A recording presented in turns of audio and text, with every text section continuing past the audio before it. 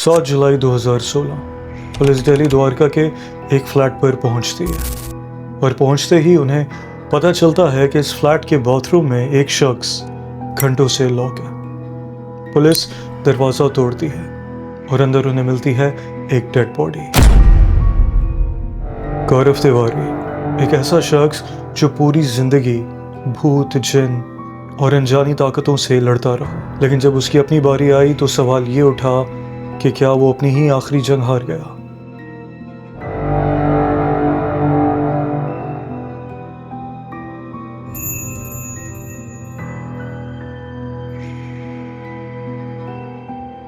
आज की कहानी सिर्फ पैरानॉर्मल इन्वेस्टिगेशन या कोई हॉरर स्टोरी नहीं है।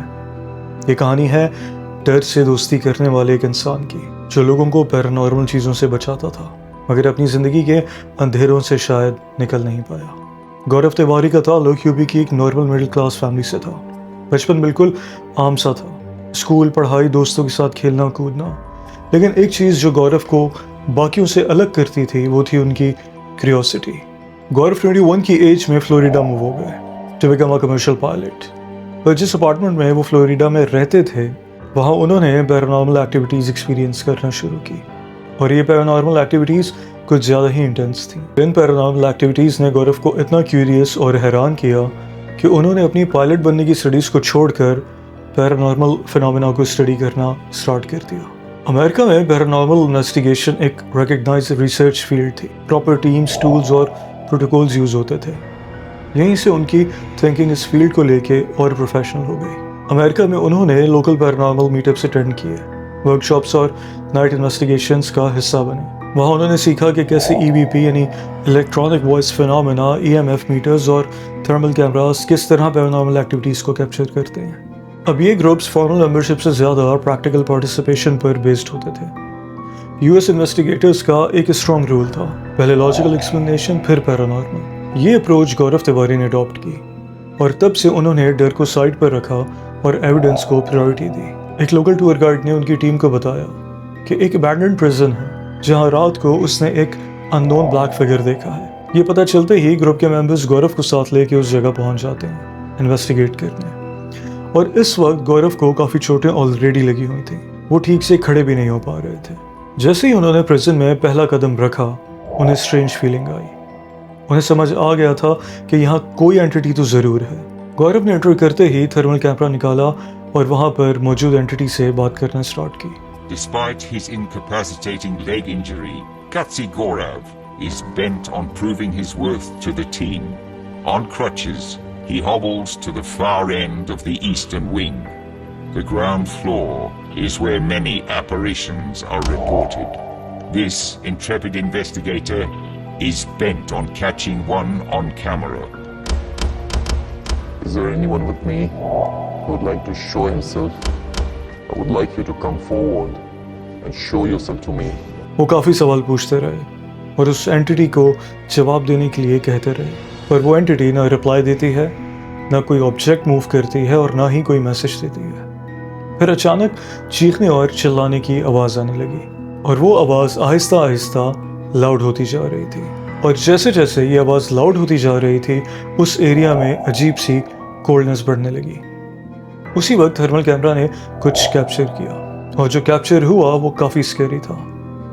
एक आदमी का साया, ब्लैक हैट पहने हुए, और फिर वो शेडो टॉप फ्लोर से नीचे ग्राउंड फ्लोर की तरफ देखते हुए नजर आता है, जैसे वो प्रिजन को गार्ड कर रहा हो। पुराने रिकॉर्ड्स कंफर्म करने पर पता चला कि उस प्रिजन में एक प्रिजन गार्ड हुआ करता था जिसे प्रिजनर्स ने मार दिया था।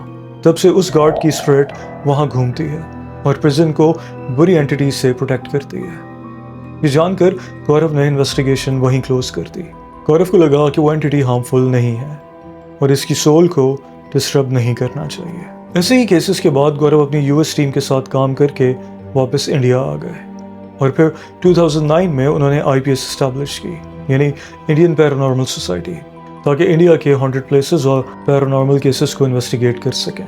मुंबई की मोस्ट हॉन्टेड मुकेश मिल का इन्वेस्टिगेशन जी न्यूज़ के एंकर के साथ किया। स्टार्ट में एंकर बिल्कुल बिलीव नहीं करता, पर जैसे जैसे इन्वेस्टिगेशन एंड की तरफ जाती है, एंकर ने एक डॉल को एक स्पिरिट के थ्रू ड्रोनी आवाज़ें निकालते हुए सुना, जिसमें हंसने की आवाज़ भी थी।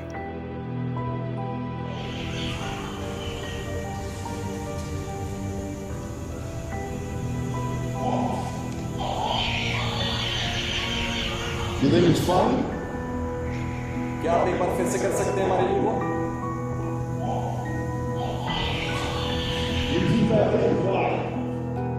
Bhangarh fort.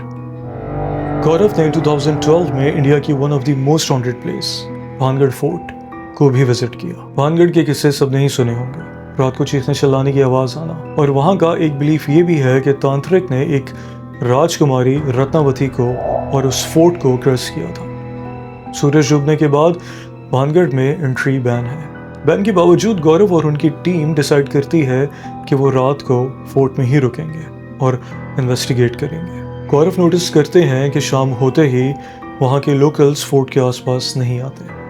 Investigation team K2 metre और कोस्ट बॉक्स निकालती है।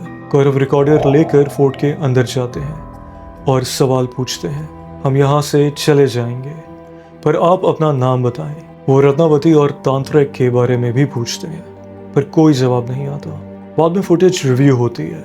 रिकॉर्डर में कुछ खास नहीं, लेकिन एक कैमरे में एक रूह भागती हुई नजर आती है। गौरव पूरी रात फोर्ट में ही गुजारते हैं। फोर्ट के पीछे एक कुआं होता है। लोकल्स कहते हैं कि रात को रूहें अक्सर वहां नहाने आती हैं।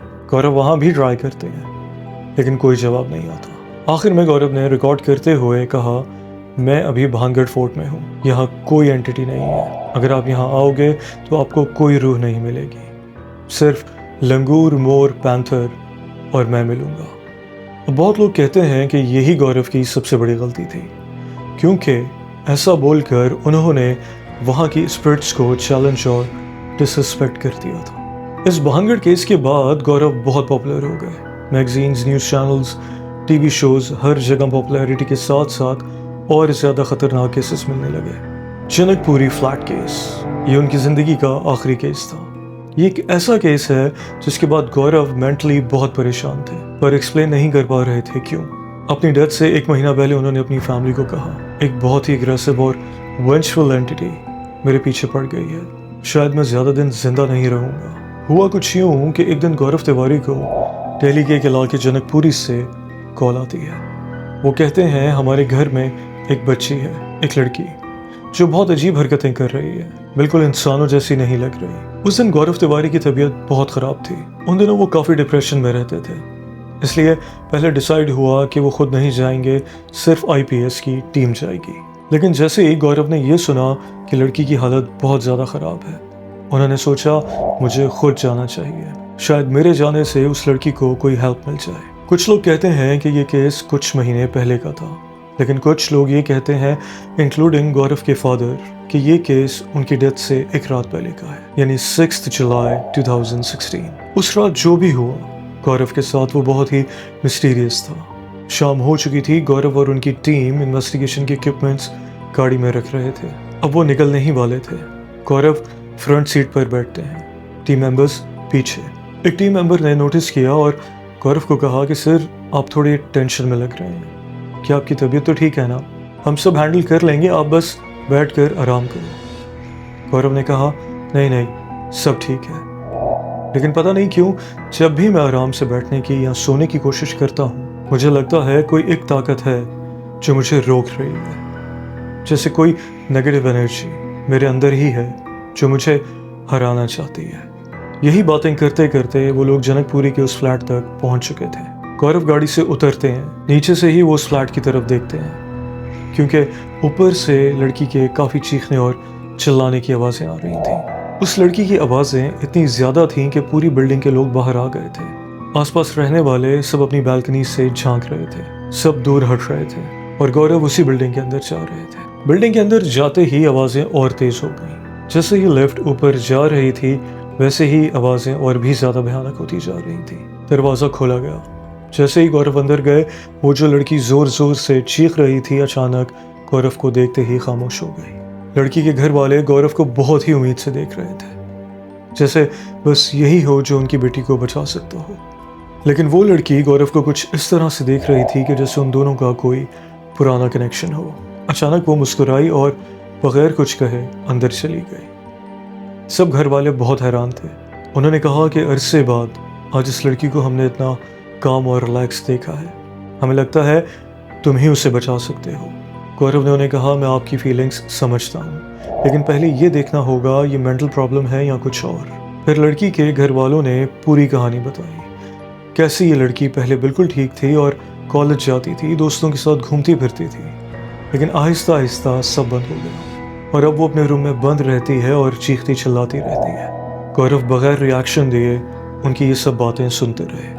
उन्होंने टीम को कहा कि EMF मीटर्स निकालो, कैमरास इंस्टॉल करो, हर जगह कैमरास लगाए गए। लेकिन इस केस में अलग बात ये थी कि सारे कैमरास फ्लैश कर रहे थे। EMF मीटर्स अजीब रीडिंग्स दे रहे थे। जैसे ही मीटर लड़की के रूम के पास गया तो रीडिंग्स और ज्यादा वियर्ड हो गई। गौरव ने दरवाजा खोला, लड़की बेड पर बैठी थी। उसने गौरव को देखकर कहा, आ गया तू? गौरव ने पूछा, कौन है तू? वो लड़की आगे से कहती है, इस घर की हर बला और रूह तुझे जानती है, आज एक और रूह जो तू साथ लेकर जाएगा। गौरव ने नोटिस किया कि यह आवाज़ उस लड़की के पास से नहीं बल्कि गौरव के बिल्कुल पीछे से आ रही है, जैसे कोई गौरव के पीछे खड़ा हो, बिल्कुल साथ। बाहर एक टीम मेंबर फुटेज देख रहा था। उसने देखा कि दीवार के पीछे से कोई साया घूर रहा है। अब ये सिर्फ एक कैमरे में नहीं, सब कैमराज में कैप्चर हो रहा था। ये देखते ही टीम के सारे मेंबर्स रूम में भागकर आए। गौरव बिल्कुल स्टिल खड़े थे। लड़की मुस्कुराए जा रही थी। पहली बार लग रहा था कि गौरव डर गए हैं। आखिर में इन्वेस्टिगेशन कंप्लीट हुई। जाते वक्त गौरव ने वही कहा जो वो हमेशा कहते थे, यहाँ जितनी भी बलाएं हैं मेरे साथ चलो, इस जगह को छोड़ दो। वापस आते वक्त गौरव बहुत खामोश थे। रात के तकरीबन 1:30 बजे वो घर पहुंचे।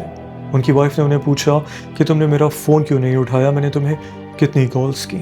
गौरव ने कहा, वो सब वापस आ गई हैं, सिर्फ मेरी मौत देखना चाहती हैं। मुझे हर जगह काले साए दिख रहे हैं। अगली सुबह 7 जुलाई 2016 गौरव बाथरूम गए। कुछ देर बाद आवाज़ आई और फिर जो मंजर सामने आया उसने पूरी पैरानॉर्मल कम्युनिटी को हिला कर रख दिया। इंडिया के सबसे फेमस गोस्ट हंटर अब खुद एक मिस्ट्री बन चुके थे।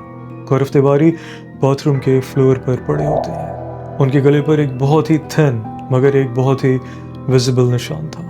पुलिस के हिसाब से ये सुसाइड था, पर गौरव की फैमिली मानती है कि जनकपुरी का ये केस उन पर बहुत भारी पड़ा था। न्यूज़ बाहर आते ही मीडिया, फैंस, पैरानॉर्मल सोसाइटी सब थ्योरीज बनाने लगे। ज़्यादातर लोग कहते हैं कि गौरव सुसाइड कभी नहीं कर सकता। कुछ लोग मानते हैं कि जनकपुरी केस और गौरव की डेथ का आपस में कनेक्शन है। कुछ लोग ये भी कहते हैं कि ये केस गौरव को मेंटली और फिजिकली ट्रेन कर रहा था। IPS के एक मेंबर ने बताया कि गौरव ने अपनी डेथ से एक दिन पहले उन्हें कॉल की थी और उन्हें कहा कि एक बहुत ही मेजर और इम्पोर्टेंट केस आया है, कल बात करते हैं। ये कहकर फ़ोन बंद कर दिया। और उस मेंबर ने यह भी कहा कि कॉल पर उसे लगा कि गौरव नहीं है, जैसे उनके अंदर कुछ और हो या जैसे वो शायद पोजेस्ड हो। गौरव तिवारी जो इतने बड़े केसेस सॉल्व करते थे, उनकी अपनी डेथ खुद इंडिया की बिगेस्ट मिस्ट्रीज में से एक बन गई। आपको क्या लगता है, गौरव ने एक्चुअली सुसाइड किया या वाकई ऐसी कोई एंटिटी थी जो गौरव के पीछे पड़ी थी? मुझे कमेंट्स में ज़रूर बताइएगा।